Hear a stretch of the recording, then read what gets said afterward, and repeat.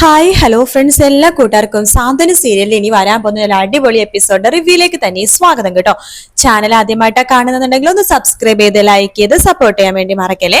അങ്ങനെ നമ്മുടെ മുത്തശ്ശിയാണെന്നുണ്ടെങ്കിൽ ഗോമതിയുടെ കാല് പിടിക്കാണ്. മോളെ, അലോകുമെന്റെ കൊച്ചുമകൻ തന്നെയാണ്. അവൻ ജീവപര്യന്തം ജയിലിൽ കിടക്കണത് എനിക്ക് സഹിക്കാൻ സാധിക്കില്ല.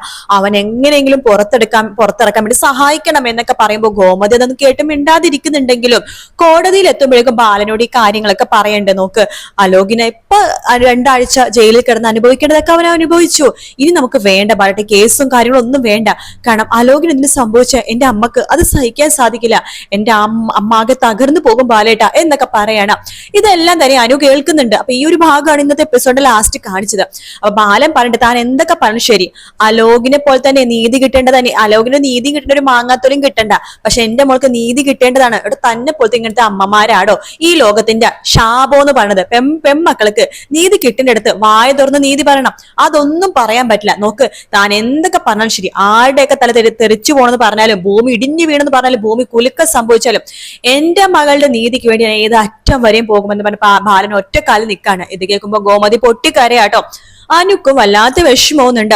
അനു ആകെ മനസ്സ് ഡെസ്പായിട്ടിരിക്കുകയാണ്. കാരണം അലോകിനെ പുറത്തെടുക്കാൻ വേണ്ടി തന്റെ ഒരു വാക്ക് മതി. ഇന്ന് കോടതി കൂടുമ്പോൾ അലോകിനെതിരായിട്ട് പറയാതിരുന്നാൽ തന്നെ അലോക് പുറത്തിറങ്ങും. അപ്പൊ ആ ഒരു കാര്യം നമ്മുടെ അനുവിനെ നന്നായിട്ട് അറിയാം. അതുകൊണ്ട് തന്നെ അനു ഒന്നും മിണ്ടാതിരിക്കുകയാണ്. കോടതി കൂടുമ്പോൾ സംസാരിക്കാം എന്ന് കരുതിയിട്ട് അങ്ങനെ കോടതി കൂടുന്ന സമയമായി അലോക് പ്രതിക്കൂട്ടി നിൽക്കുന്നുണ്ട്, അനു ഇപ്പുറത്തെ പ്രതിക്കൂട്ടി നിൽക്കുന്നുണ്ട്. രണ്ടുപേരെ മാറി മാറി വക്കീലന്മാര് ചോദ്യം ചെയ്തുകൊണ്ടിരിക്കുകയാണ്. ഒടുവിൽ നമ്മുടെ അനുവിനോട് പല കാര്യങ്ങളും ചോദിക്കുമ്പോൾ അനു അറിയാവുന്ന കാര്യമാണെങ്കിൽ പോലും അനു പറയുന്നില്ല കേട്ടോ. കാരണം അനു പറയാതിരുന്ന് കഴിഞ്ഞാൽ കോടതിക്ക് സംശയം വരും. സംശയം വന്നു കഴിഞ്ഞാൽ പിന്നെ കോടതി ആ കേസ് പരിഗണിക്കില്ലല്ലോ. അതുകൊണ്ട് സംശയത്തിന്റെ പേരിൽ അനു ആണെന്നുണ്ടെങ്കിൽ ഒരു മാതിരിയൊക്കെ കാണിച്ച് അലോക തെറ്റുകാരനല്ല എന്ന രീതിയിൽ പല അടവുകളും പയറ്റുന്നില്ല. അപ്പൊ ബാലൻ ഇങ്ങനെ വിചാരിക്കണം, ഇവൾക്ക് ഇത് എന്തു പറ്റി? കഴിഞ്ഞ പ്രാവശ്യം കോടതി കൊടുക്കുമ്പോൾ നല്ല സ്ട്രോങ് ആയിട്ട് നിന്ന പെണ്ണാണ്, ഇപ്പൊ ഇവളെന്താ ഇങ്ങനെയൊക്കെ എന്ന രീതിയിൽ ബാലനും തോന്നുന്നുണ്ട്. അപ്പൊ ഗോമതിക്ക് മനസ്സിലായി, തന്റെ മോള് സത്യങ്ങളൊക്കെ മനസ്സിലാക്കി, അല്ലെങ്കിൽ തന്റെ അമ്മക്ക് ആപത്ത് സംഭവിക്കും, ആ കുടുംബക്കാർ തമ്മിൽ വഴക്ക് കൂടേണ്ട, പ്രശ്നങ്ങൾ കൂടേണ്ട, ഒരുപാട് മരണം ഒഴിവാക്കാൻ വേണ്ടിയിട്ടാണ് തന്റെ മോൾ ഇങ്ങനത്തെ ഒരു കാര്യം ചെയ്തതെന്ന് നമ്മുടെ ഗോമതിക്ക് മനസ്സിലായിട്ടോ. അങ്ങനെ കോടതി ഇങ്ങനെ ഒരു കേസ് എടുക്കുന്നില്ല. അതായത് നമ്മുടെ അനു പറയുന്ന കാര്യങ്ങളൊന്നും വ്യക്തതയില്ല. അപ്പൊ അതില് പിടിച്ചു കയറാണ് നമ്മുടെ അലോകിന്റെ വക്കീല്. കണ്ടില്ലേ, ഇവള് പറഞ്ഞ കാര്യങ്ങൾക്ക് ഇവൾക്ക് തന്നെ വ്യക്തതയില്ല. ആദ്യം കോടതി കൂടിയപ്പോ പറഞ്ഞത് എന്താണോ ഇപ്പൊ പറഞ്ഞത് വേറെന്തോ.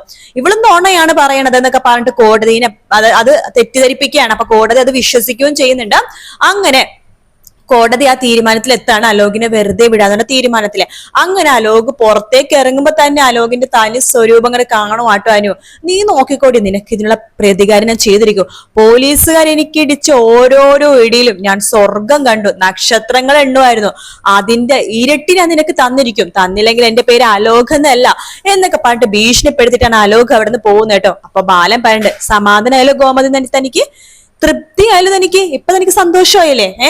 താൻ ഒരുന്ന് പറഞ്ഞ് മോൾ അത് കേട്ടിട്ടാണ് മോൾ ഒന്നും കോടതിയിൽ പറയാൻ പറ്റാത്ത അവസ്ഥ വന്നത്. എന്തിനാണോ തന്റെ മോളുടെ ജീവിതം താൻ തന്നെ തകർത്തത് എന്നൊക്കെ പറഞ്ഞ് ഗോമതിനെ വഴക്കൊക്കെ പറയണ്ട. അങ്ങനെ അലോക് ഭയങ്കര സന്തോഷത്തിൽ തിരിച്ച് വീട്ടിലേക്ക് വരുന്നുണ്ട്. അപ്പൊ രാജശ്രീക്കൊക്കെ ഭയങ്കര സന്തോഷാവാണ്. അപ്പൊ ആര്യൻ അപ്പുറത്ത് ഓച്ചത്തി വിളിച്ച് പറയണ്ട, അതെ ഞങ്ങളുടെ ആര്യന് തന്ന പിച്ചയാണ് നിന്റെ ജീവിതം, ഇനിയുള്ള ജീവിതം വെറും പിച്ചയാണ് എന്നൊക്കെ പറഞ്ഞു. അവള് കോടതിയിലെ മൊഴി മാറ്റി പറഞ്ഞില്ല, നീ പുറത്തിറങ്ങില്ലായിരുന്നു എന്നൊക്കെ പറയുമ്പോ അച്യുതൻ അത് സമ്മതിക്കുന്നില്ല കേട്ടോ. അത് ഞങ്ങളുടെ വക്കീലിന്റെ മിടുക്കാണ്, ഞങ്ങളെ വലിയ വക്കീലിനെയാണ് വെച്ചത്, ആ വക്കീലിന്റെ മിടുക്കൊണ്ടിട്ടാ അതാണ് അലോക് പുറത്തിറങ്ങിയത് എന്ന് പറഞ്ഞുണ്ടാക്കാണ് അച്യുതനും അതുപോലെ തന്നെ വക്കീലും കാര്യങ്ങൾ. അപ്പൊ അച്യുതനും അറിയാം ഏറെ കുറെ വക്കീലിന്റെ മിടുക്കല്ല അനു, അങ്ങനെ പറഞ്ഞുകൊണ്ടാണ് അലോക് പുറത്തിറങ്ങിയത്. അപ്പൊ അലോക് എന്തായാലും പുറത്തിറങ്ങുന്നുണ്ട്. അപ്പൊ ആ ഭാഗമാണ് നാളത്തെ എപ്പിസോഡിൽ. പക്ഷെ നമ്മുടെ ദേവിയുടെ കള്ളത്തരവും കണ്ടുപിടിക്കുന്നുണ്ട്. അതെ, ദേവിനെ കുറിച്ചുള്ള ആ മഹാസത്യം ആനന്ദ് പറയാൻ പോകുന്ന നിമിഷങ്ങളാണ് ഇനി വരാൻ പോണത്. സാധാരണ പോലെ തന്നെ ദേവമംഗലത്ത് പഴയ പോലത്തെ സന്തോഷം കാര്യങ്ങളൊക്കെ തിരിച്ചു വരുന്നുണ്ട്. എല്ലാവരും ദേവമംഗലത്തുണ്ട്. അന്നൊരു സൺഡേ ആണ്. അപ്പൊ എല്ലാവരും ഒരുമിച്ചിരുന്ന് ഭക്ഷണം കഴിക്കുക, അങ്ങനത്തെ കുറച്ച് കാര്യങ്ങളൊക്കെ ആട്ടോ. അപ്പൊ ആനന്ദ് വരുമ്പോഴേക്കും ആനന്ദ് പറയണ്ട് നമ്മുടെ ബാലനോട്, അച്ഛാ ഇനി ഒട്ടും താമസിപ്പിക്കേണ്ട, നമുക്ക് ധർമ്മ മാമനെ വിളിച്ച് ഇങ്ങോട്ടേക്ക് വരണം എന്ന് പറയാണ്. അപ്പൊ ഗോമതി പറഞ്ഞിട്ട്, നമ്മൾ വിളിക്കാനിട്ടാണോ? നമ്മൾ എത്ര പ്രാവശ്യം അവനെ വിളിച്ചു, അവൻ വരണ്ടേ? ആനന്ദ് പറയണ്ട, അത് എങ്ങനെ വരും? ധർമ്മമാമനെ തയ്യലിട്ട് വെച്ചിരിക്കുന്ന കുറ്റം എന്താ? മോഷണ കുറ്റം. വേറെ എന്താണെങ്കിലും മാമൻ വന്നാനെ.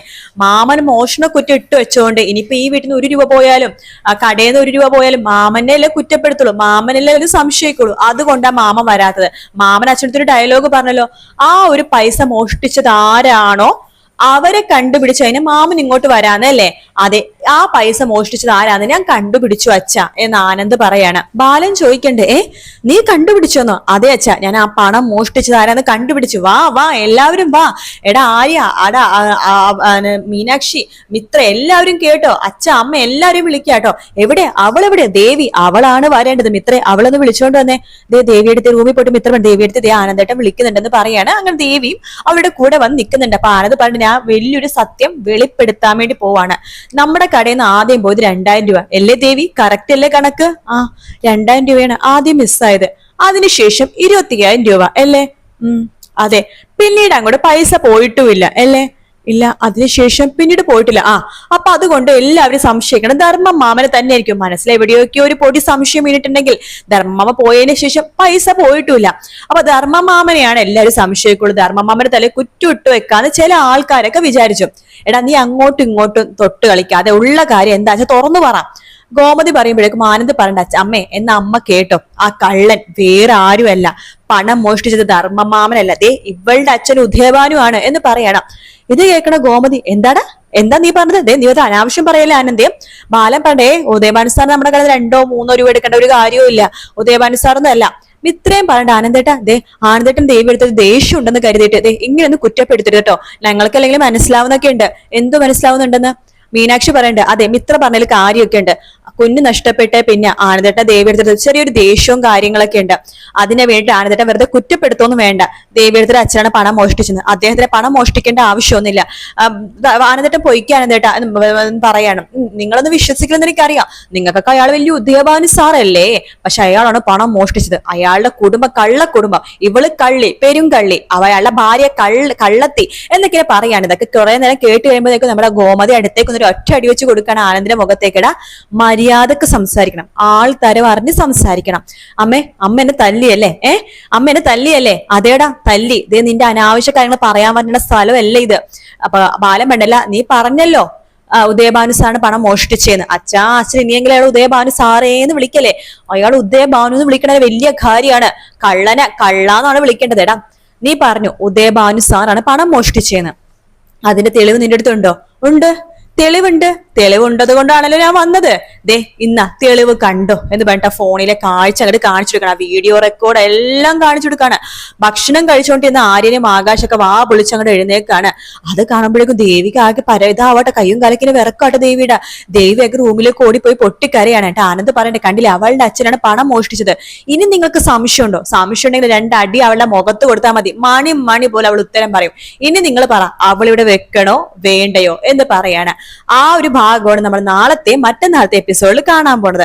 അങ്ങനെ ദേവി ദേവമംഗലത്തിന്റെ പടി ഇറങ്ങാൻ പോകുന്ന ഭാഗം എന്തായാലും നമുക്ക് കാത്തിരുന്ന് തന്നെ കാണാം ഫ്രണ്ട്സ്. ഈ വീഡിയോ ഇഷ്ടപ്പെടുകയാണെന്നുണ്ടെങ്കിൽ ലൈക്ക് ചെയ്യാനും സബ്സ്ക്രൈബ് ചെയ്യാനും പിന്നെ കമന്റ് ചെയ്യാനും മറക്കല്ലേ. മറ്റൊരു വീഡിയോ ആയിട്ട് വീണ്ടും കാണാം friends. Take care, bye bye.